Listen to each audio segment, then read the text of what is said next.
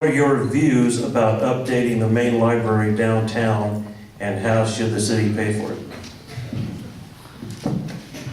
I think that the collection there needs to be updated.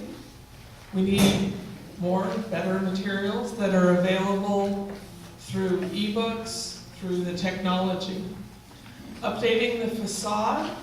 Actually, this building is on the Riverside Historical Societies. It's one of the most threatened buildings in the city. I don't think spending money on a facade renovation at this time is where our funds should be going.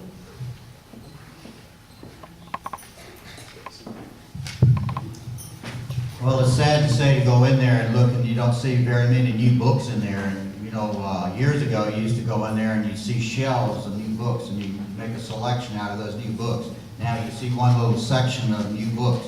So what's happening to all the money in the city? Don't you think we should take time to look and see, well, what happened to all the money we used to have to buy books with, and try to get that beat back up again? And the building does need some work. And I don't know how we're going to get the money for it, because we really are not fiscally strong right now. Well, as far as the facade, it's been a delaying tactic. There's been discussions and discussions. There's been 5 architectural designs. There's been several committees that have formed to try and decide what to do with it.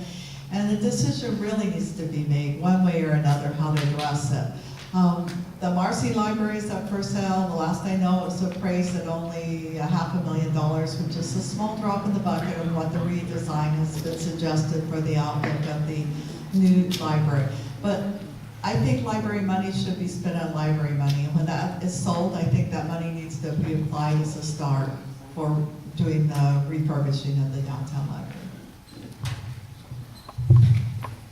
Nick over at the Lucky Greek tried to buy the Marcy Library, the old one, and the city reneged on its promise, and there went that sale, so that's too bad.